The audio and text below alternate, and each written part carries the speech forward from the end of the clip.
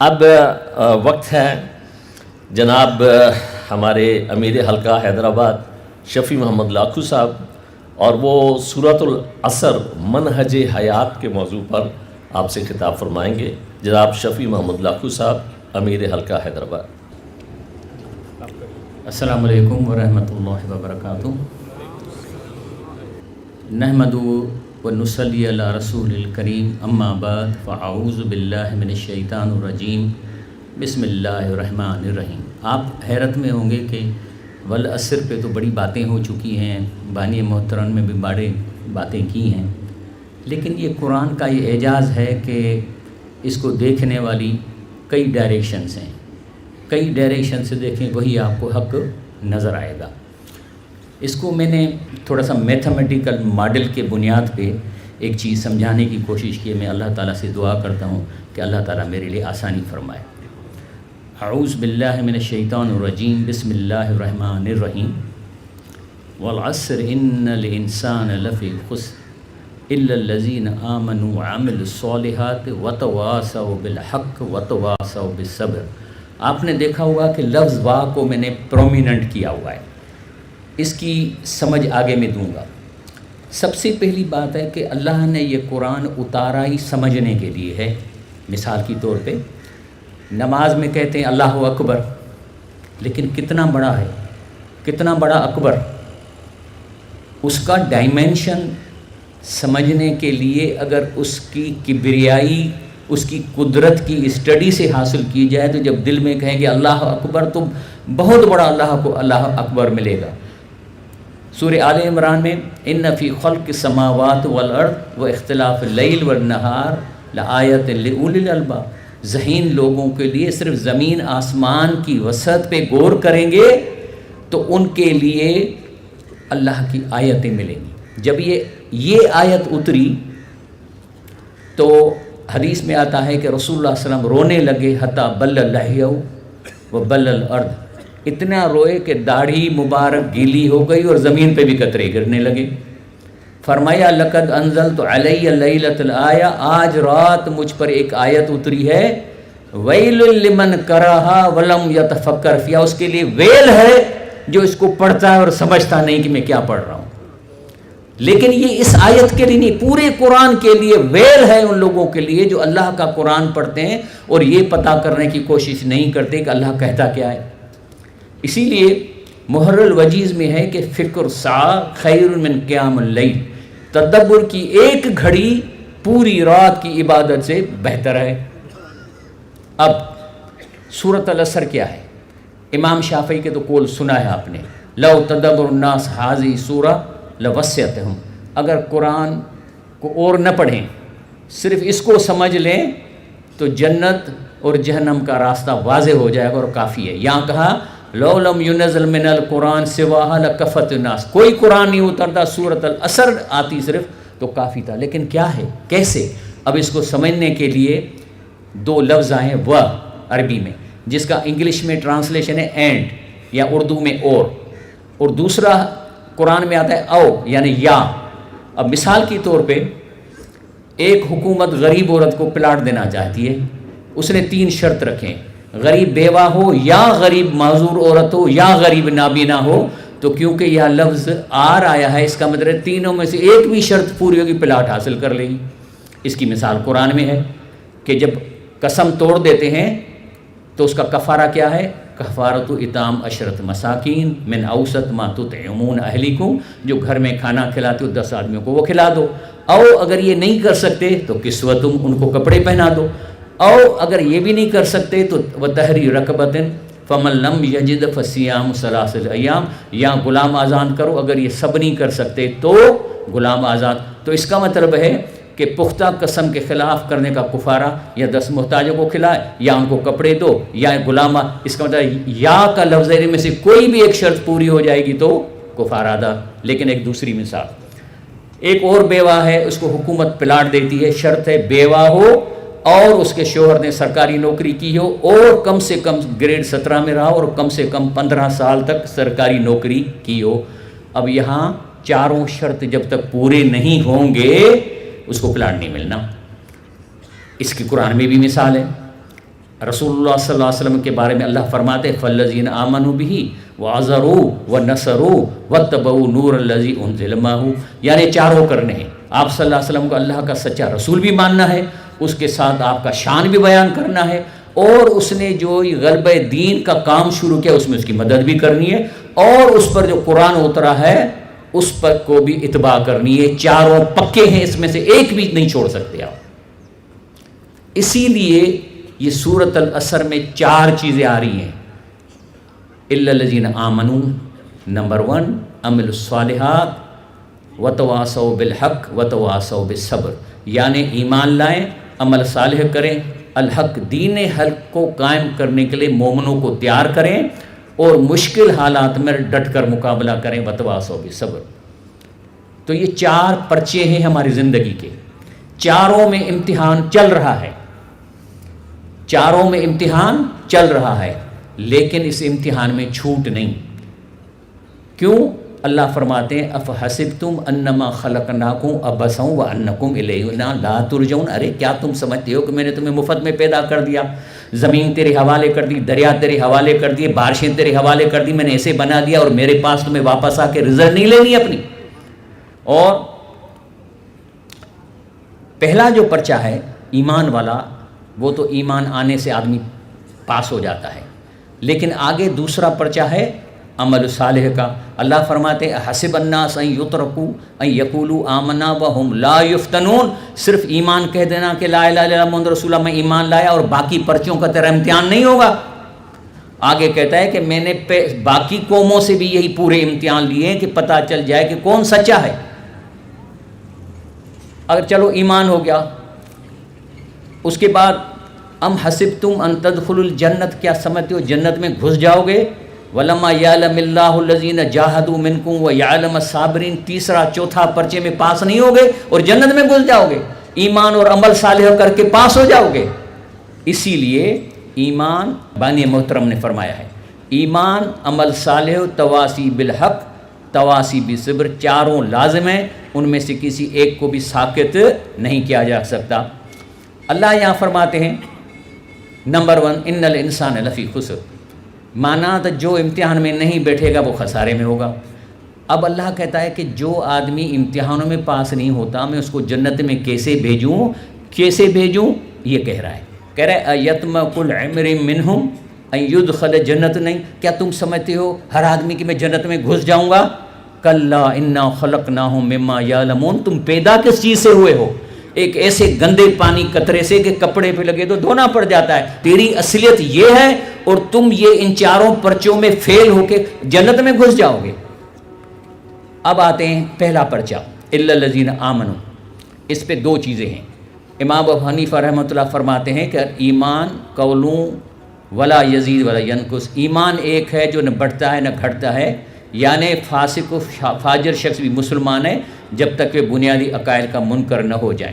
ایک بے عمل مسلمان کو بھی اس دنیا میں اتنا ہی درجہ ملے گا جو ایک نیک مسلمان کو قانونی طور پہ، یہ قانونی ایمان. دوسرا ہے حقیقی ایمان. امام بخاری رحمہ اللہ فرماتے ہیں ایمان قول و عمل یزید و ینقص، ایمان کا تعلق ہے عمل صالح سے اور یہ گھٹتا بھی اور بڑھتا بھی ہے. اچھا، اللہ تعالیٰ نے یہی بات کی ہے کہ آپ صلی اللہ علیہ وسلم پہ آتے تھے اور کہتے تھے کہ ہم ایمان لے آئیں، آپ کو نبی مانتے ہیں، لیکن کیا تھا؟ الذین قالوا آمنا بافواہہم ولم تؤمن قلوبہم. آپ صلی اللہ علیہ وسلم دکھی کیوں ہوتے ہیں؟ آپ یہ دل میں ان کے ایمان ہی نہیں، یہ زبان سے آپ کو کہہ کے چلے گئے ہیں. اچھا، ایمان دل میں اور حقیقی ایمان کی علامت کیا ہے؟ کیسے پتہ چلے کہ ہمارے دل میں ایمان ہے؟ اس کی علامت اللہ نے بتائی ہے. اللہ فرماتا ہے انما المؤمنون الذین اذا ذکر اللہ وجلت قلوبہم. سب سے پہلے کہ قرآن اس پر ریئیشن دکھائے گا، ایمان کی نشانی. قرآن پڑھیں گے دل خوش بھی ہوں گے، دہکیں گے بھی. وَإِذَا تُلِيَتْ عَلَيْهِمْ آيَاتُ زَادَتْهُمْ ایمانا، قرآن جیسے جیسے پڑھیں گے، معنی سے پڑھیں گے، سمجھ کر پڑھیں گے، ایمان بڑھے گا. اب یہ تو ہوئی ہڈن سمٹمز. ظاہری سمٹم کیا ہے؟ وہ ہے وَعَلَىٰ رَبِّهِمْ يَتَوَكَّلُونَ. ظاہری طور پہ یہ کہے گا جو اللہ نے کرنا ہے کرے، سب میرا اللہ کے ہاتھ میں. یہ ہے ایمان کا پھل. اور ایمان جب دل میں بڑھتا ہے. اور اس کے علاوہ الذین یقیمون الصلاۃ ومما رزقناہم ینفقون، اور اس ایمان میں ایمان دل میں ایک بیٹری پاور ہے، یہ 5 فٹ کے جسم کو چلانے والا پاور ہے نیک عملوں کے لیے۔ اگر ایمان نہیں تو پاور ہی نماز کے لیے نہیں اٹھے گا، اذانیں سنتا رہے گا، سوتا رہے گا۔ اگر قرآن پڑھ کر ایمان اس کے دل میں بڑھ گیا ہے اور پاورفل ہو گیا ہے تو یہ 2 کام اور بھی کر لے گا۔ اس کے بعد یہ تو پاس ہو گیا۔ عمل صالح کیا ہے؟ اللہ فرماتے ہیں یا ایھا الذین آمنوا آمنوا، یعنی اس زبان سے ایمان لانے والے دل سے ایمان لاؤ۔ اب کیا ہوگا؟ مثال کے طور پہ یہ عمل صالح ایمان کا آپس میں کیا ریلیشن شپ ہے؟ اس کا ریلیشن شپ ہے، اللہ فرماتے ہیں من کان یرید العزت فللہ العزت جمیعا، عزت تو اللہ کو دینی ہے، آپ کے لوگ عزت کریں گے، اللہ نے اپنے ہاتھ میں رکھا ہے۔ لیکن الیہ یصعد کلم الطیب والعمل صالح یرفعہ، یعنی آپ ذکر کرتے ہو، زبان سے نیکی بات کرتے ہو، لیکن یہ اوپر نہیں جانے، یہ جائیں گے عمل صالح کے اوپر چڑھ کے۔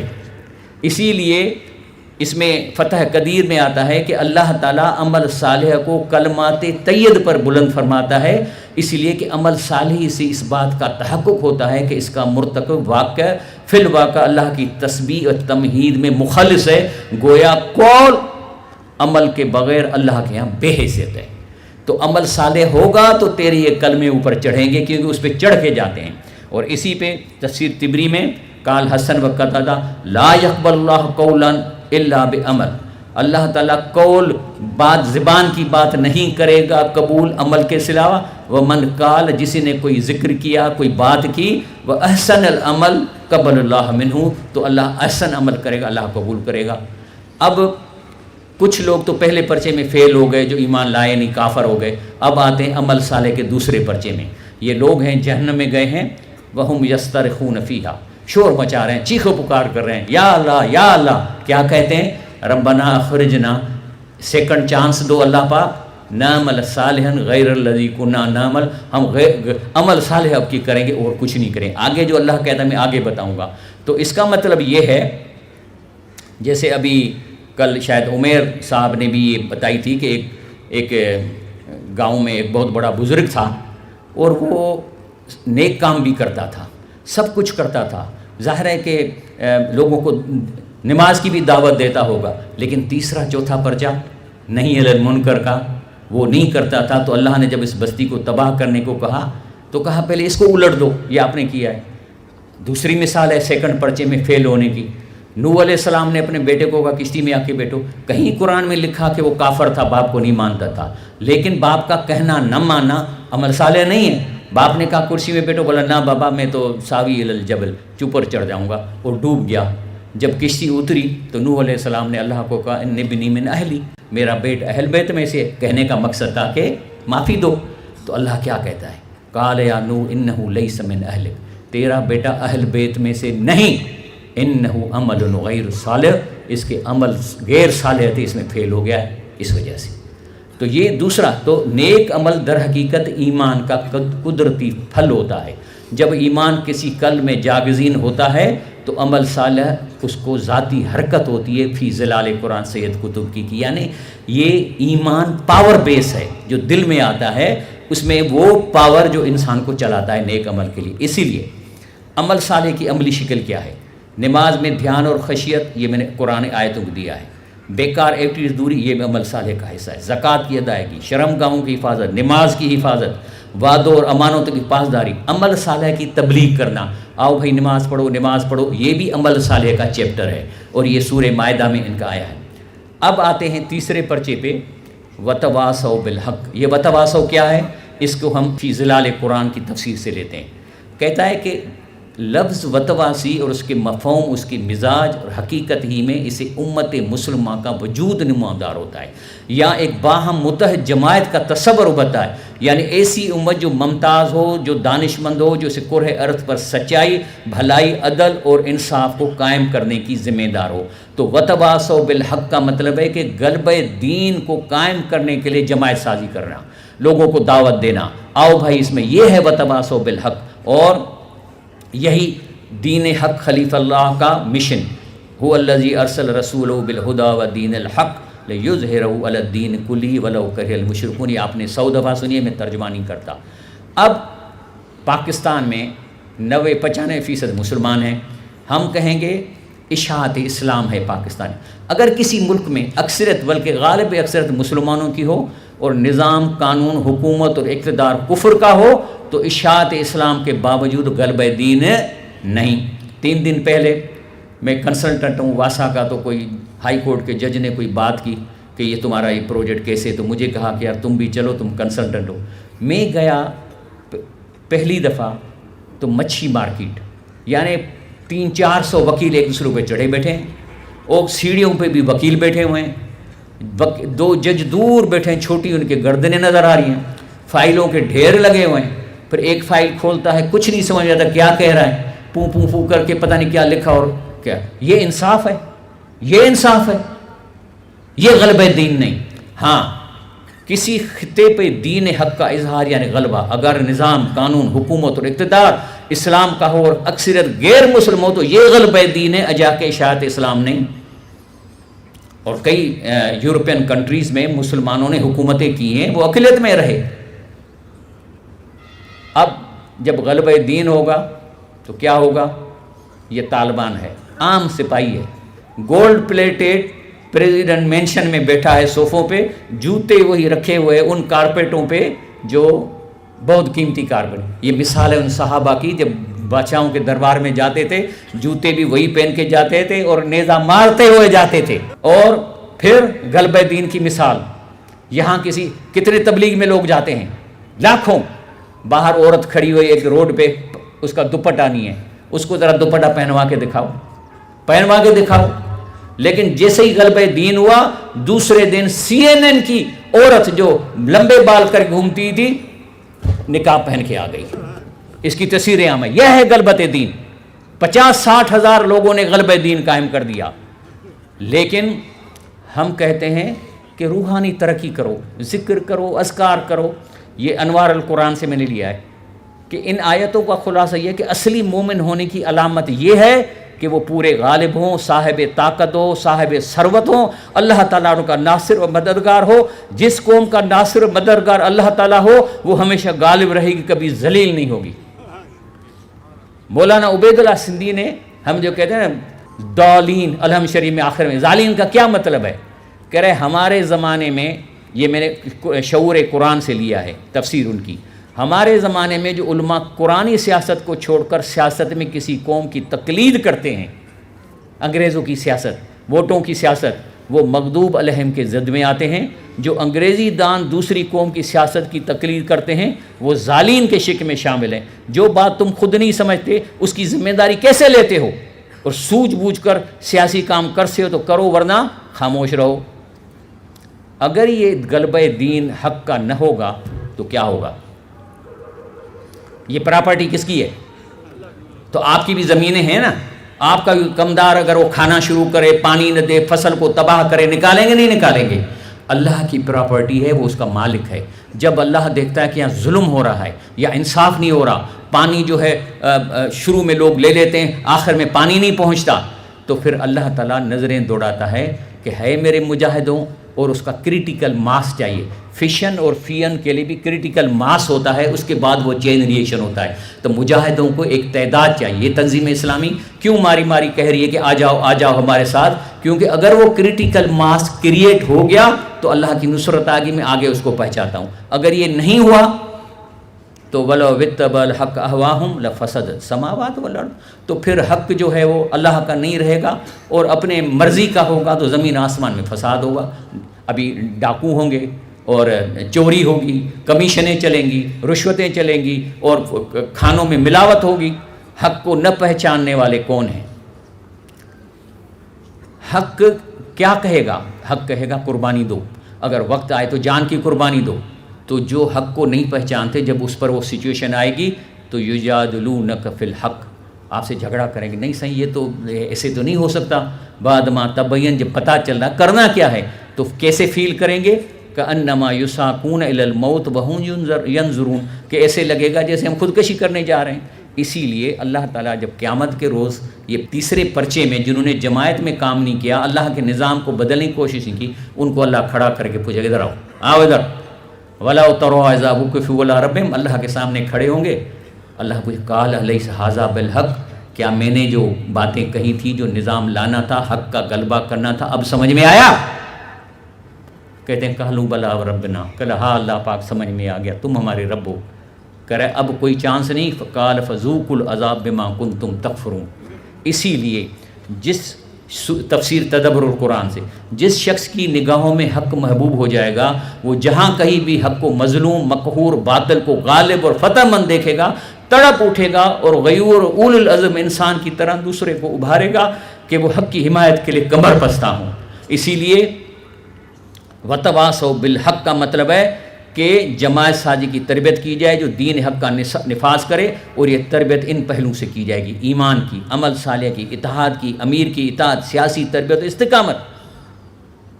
جب یہ آپ کی جماعت بن جائے گی تو چوتھا مشکل ترین پرچہ ہے وتواصوا بالصبر، یعنی صبر کی کیا معنی ہے؟ عام طور پہ بھائی میں تو صبر کرتا ہوں، یعنی میں نہیں لڑنا، بس اللہ پہ چھوڑ دیتا ہوں۔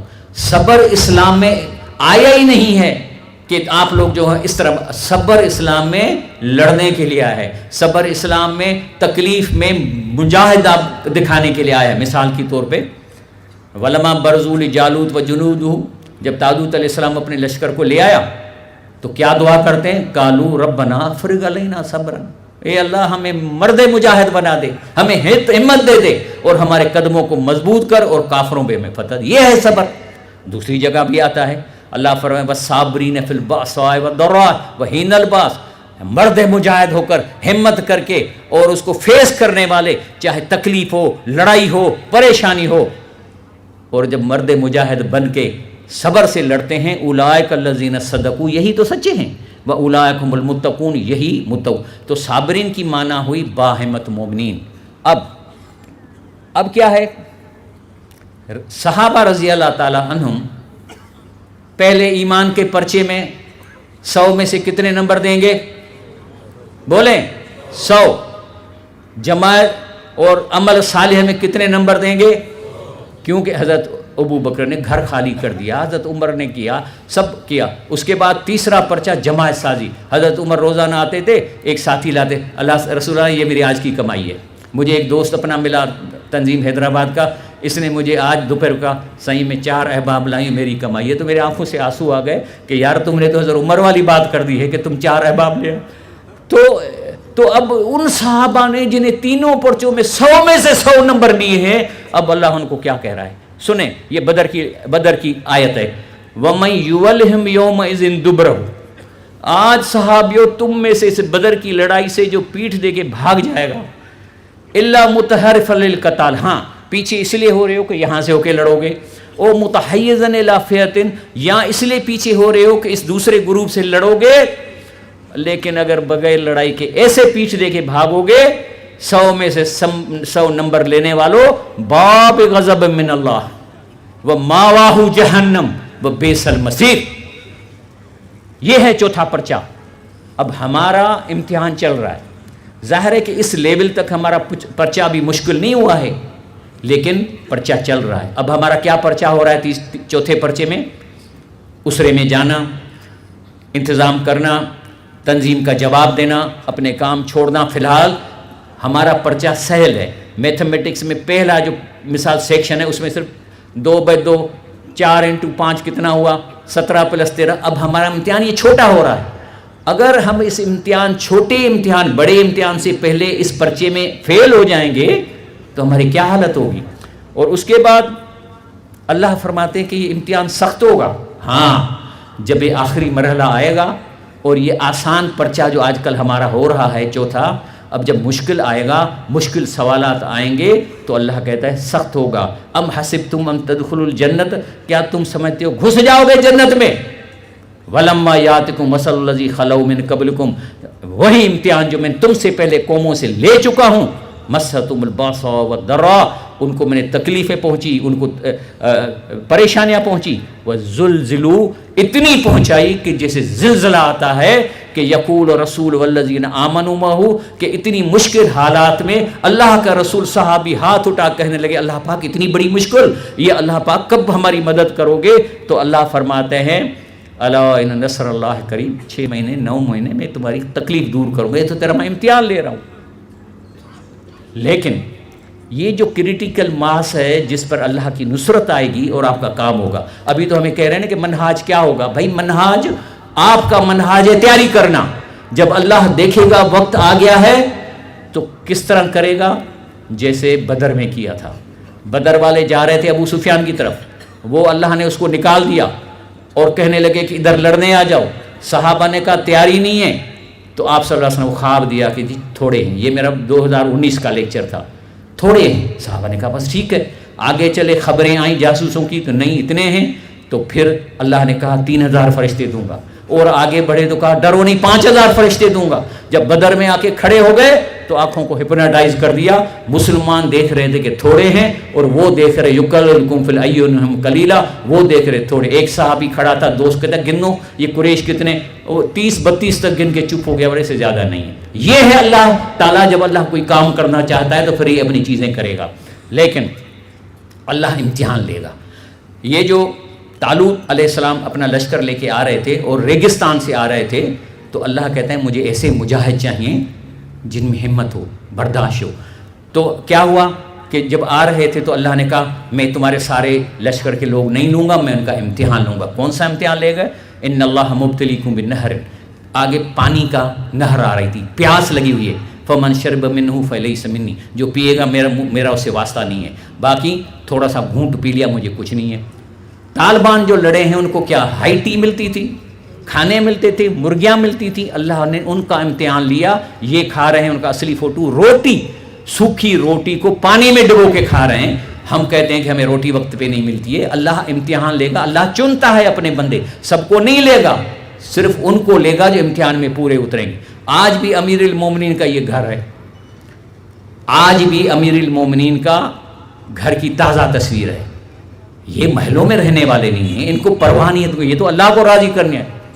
अब ये अंग्रेज़ों ने सोचा कि आखिर क्या हो रहा है। CNN से ये मैंने फ़ोटो लिया है, क्या लिखा है, वाट अमेरिका डिडंट अंडरस्टैंड अबाउट लांगेसवा। 20 साल में जो उन्होंने जूते खाए हैं उनको पता ही नहीं कि हम कौन सी लड़ाई रहे। अब क्या लिखते हैं, the Taliban fight for belief, for जन्नत, heaven and Ghazi killing infidels. कह रहे तालिबान तो अल्लाह के लिए लड़ रहे थे, मैं नहीं कहता, ये काफर कह रहे हैं। The army and profile fight for money, हमारे सारे फौजी पैसों के लिए लड़े हैं, रिश्वत के लिए लड़े, चुराने के लिए लड़े, इसीलिए हम हारे हैं। आयतें कुरान की तो शान नज़ूल से समझ में आती है, लेकिन उसकी माना यहाँ पहुँचानी चाहिए। ये आता है बनु नज़ीर का कि अल्लाह फरमाते हैं मा ज़ननतुम अन यख़रुजू व ज़न्नु अन्नहुम मानिहुम हुसूनहुम। ये कहते थे हमने बड़े किले बना दिए हैं, अब हमें कोई निकाल नहीं सकेगा।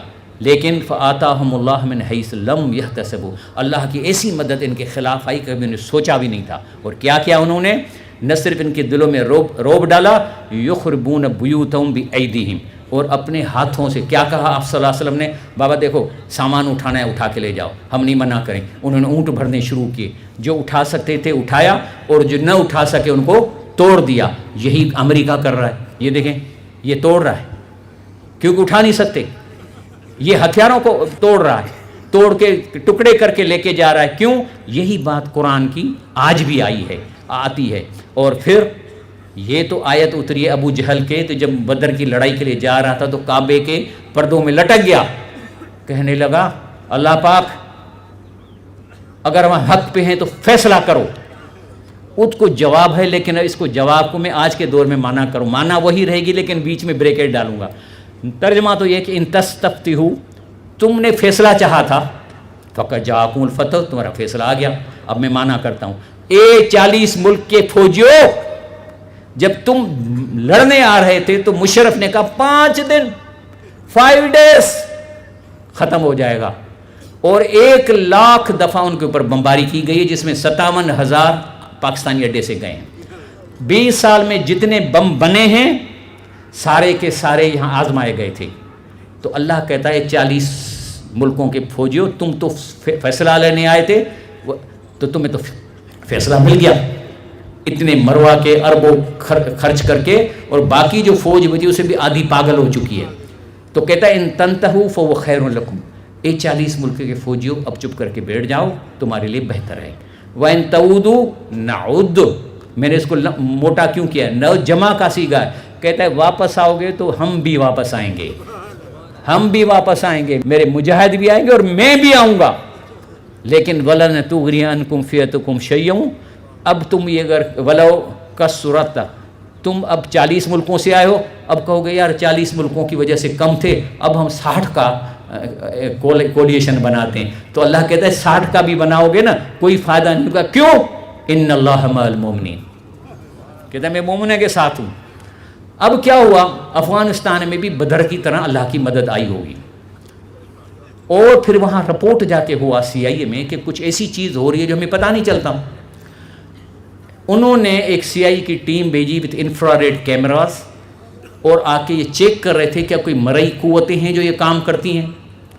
وہ 6-7 بندوں کی ٹیم آئی، آہستہ کر کے سارے مارے گئے، ڈائری اس کی بچ گئی، وہ اس کی بیوی کے ہاتھ آئی، جس پہ فلم بنائی گئی ہے، اس کا نام ہے دی آبجیکٹو، اور اس فلم کے بارے میں آپ ٹچ کرو گے لکھا ہے ریئل اسٹوری، اور اس میں وہ سین دکھائے گئے ہیں کہ پہاڑ سے لال ہیولا آیا اور ان کا کیما کر کے چلا گیا۔ یہ اللہ کی مدد ہے۔ لیکن یہ چیزیں اب منظر پہ اس لیے آ رہی ہیں کہ علامہ اقبال نے کہا تھا نا کہ شیطان نے کہا عصر حاضر کے تقاضاؤں سے لیکن یہ خوف ہو نہ جائے آشکارا شرع پیغمبر کے۔ الحمدللہ اسلام کی جو گلوری کی آج کل سیریز آ رہی ہیں ترکی سے، ارطغرل ہوا، عثمان ہوا، اس کو دیکھ کے کئی ہندو آدمی مسلمان ہوتے جا رہے ہیں، کیونکہ وہ دکھا رہے تھے اسلام کیسے تھا، کیسے عدل کرتا تھا، کیسے انصاف کرتا تھا، کیسے اصولوں کو اپناتا تھا۔ یہ چیزیں ہم کتابوں میں پڑھتے تھے۔ تو اب سوال ہے کہ جو 4 پیپر ہیں اس کا نصاب کیا ہے، سیلیبس؟ اللہ تعالیٰ فرماتے ہیں قُلْ نَهْبِطُوا مِنْهَا جَمِيعًا، کہا نیچے اترو آدم علیہ السلام کا، فَإِمَّا يَأْتِيَنَّكُم مِّنِّي هُدًى، جب میری طرف سے ہدایت آئے، فَمَن تَبِعَ هُدَايَا فَلَا خَوْفٌ عَلَيْهِمْ وَلَا هُمْ يَحْزَنُونَ، میں قرآن بھیجوں گا، قرآن سکھانے والا بھیجوں گا، یہ تیرا کورس ہے، جو اس میں سے ہوگا وہ نہ خوف ہوگا نہ غم ہوگا۔ اب ان پرچوں کی ڈیوریشن کتنی ہے؟ 3 گھنٹے 4 گھنٹے کتنی؟ یہ بھی پتہ ہے ہمیں۔ اللہ کے رسول نے فرمایا آذر اللہ علی عمر اخر اجلہ حتی بلغ 60 سنہ، تمہارے پرچے کا ڈیوریشن ہے 60 سال۔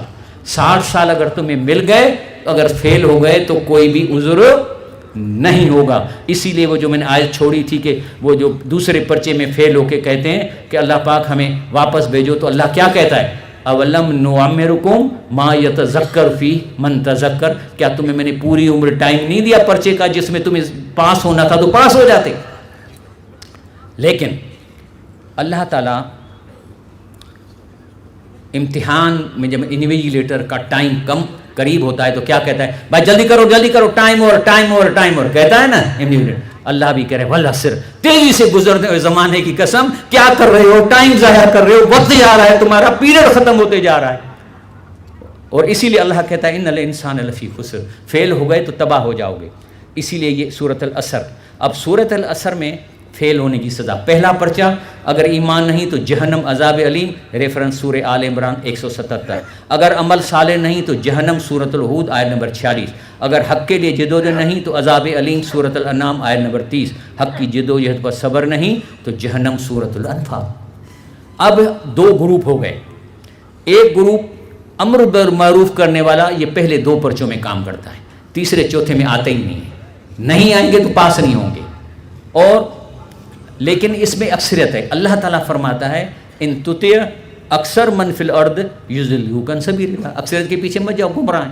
شاہ لطیف بھٹائی جو ہمارا ہے صوفی شاعر ہے، اس نے قرآن کا ترجمہ کیا، اس کا پہلا شعر ہے کہ جے تو بے تب ہیاں سے آیتوں آہن، تو اس نے بھی یہی کہا ہے اکھ الٹی دھار بہوں ابتو عام اسی، تم الٹا چلو عام لوگوں کے مقابلے میں، جے لہوارو لوگ وہ ہے اگر وہ نیچے جا رہے ہیں تو اونچو وہ ابھار، یہ کہتے ہیں۔ اور آخر میں یہ کہتا ہوں کہ ایک آپ کو مبارک دینے کے لیے، اللہ تعالیٰ اگر عذاب دے گا تو سب کو ختم کرے گا، واتقوا فتنة لا تصیبن الذین ظلموا منکم خاصہ، لیکن ایک کی بچت کرے گا۔